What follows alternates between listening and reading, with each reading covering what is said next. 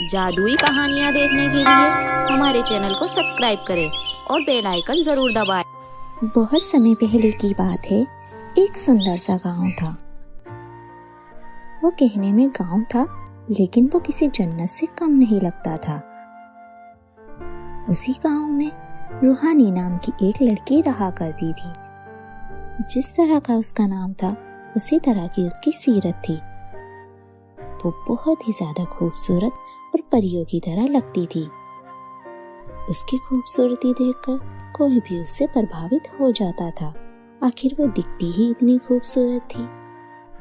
रूहानी अपने माता पिता की इकलौती बेटी थी। उनका घर बहुत छोटा था, लेकिन बहुत ही ज्यादा सुंदर था। रूहानी हर किसी की मदद किया करती थी। वो अनाथ बच्चों की और गरीब लोगों की मदद किया करती थी। रूहानी बहुत ही ज्यादा समझदार थी। उसे फूल बहुत पसंद थे।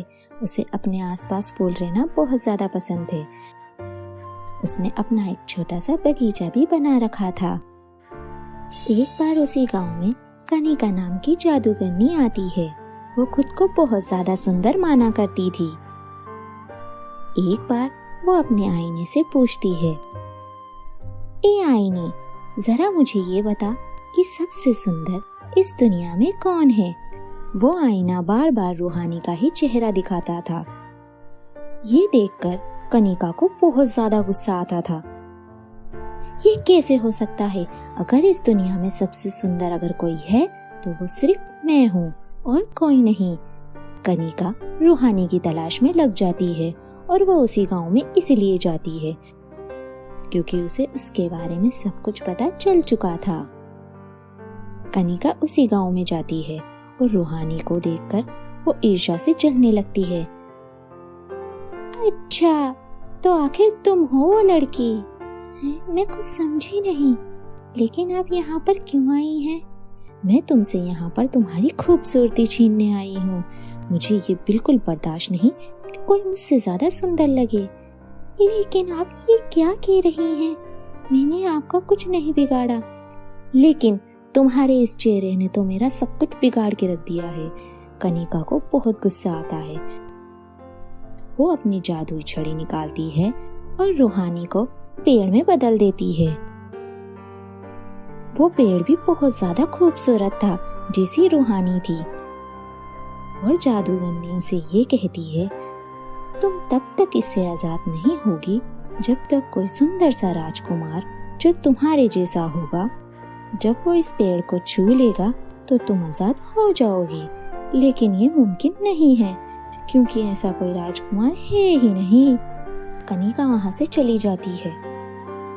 कुछ साल बीत जाते हैं, लेकिन वहां पर कोई भी सुंदर राजकुमार नहीं आता है।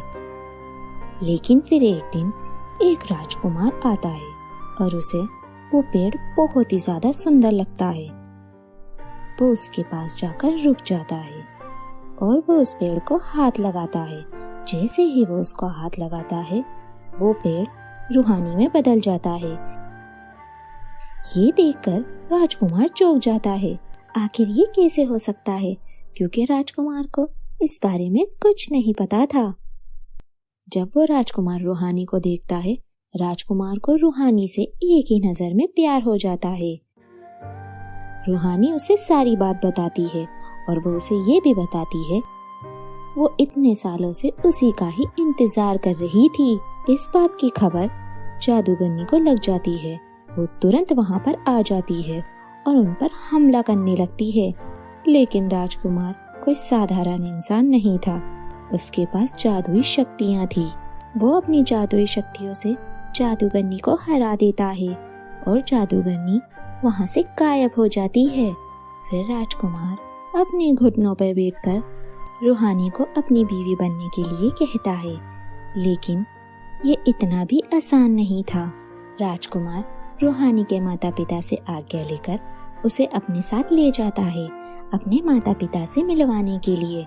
वो जहाँ रहता था, वो जगह कोई साधारण जगह नहीं थी। वो भी जादू से भरी हुई थी। राजकुमार जब रूहानी को अपने माता पिता से मिलवाता है तो वो पहले तो बहुत खुश होते हैं क्योंकि रूहानी दिखती ही इतनी खूबसूरत थी। लेकिन जब राजकुमार के माता पिता को पता चलता है कि रूहानी साधारण सी लड़की है और वो अपने बेटे की शादी इससे नहीं कर सकते। लेकिन राजकुमार रूहानी से शादी करने की ही जिद करता है, लेकिन उसके माता पिता शादी के लिए नहीं मानते हैं। तो राजकुमार गुस्से में आकर उनका घर ही छोड़ देता है जो कि जादू से बना हुआ था, और वो रूहानी से वादा करता है कि वो उसके लिए इससे भी बढ़िया घर बनाएगा। वो रूहानी को फिर से उसके माता पिता के पास छोड़ आता है और 1 साल बीत जाते हैं और वो रूहानी को फिर से लेने के लिए जाता है। वो रूहानी को सरप्राइज देना चाहता था। वो उसे उस घर में लेकर जाता है, लेकिन रूहानी को उस घर के बारे में नहीं बताता है।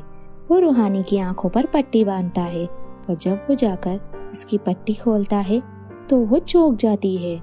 वो महल बहुत खूबसूरत था और वो ताजमहल का जादुई फूलों का महल था। वैसा महल तो रूहानी ने कभी देखा ही नहीं था। रूहानी ये देखकर बहुत खुश होती है और राजकुमार उसी जादुई महल में रूहानी से शादी कर लेते हैं और रूहानी के माता पिता भी बहुत खुश होते हैं। अब वो अपनी छोटी सी जिंदगी इस जादुई फूलों के ताजमहल में गुजारने लगते हैं। वो अब अपनी जिंदगी में बहुत खुश थे।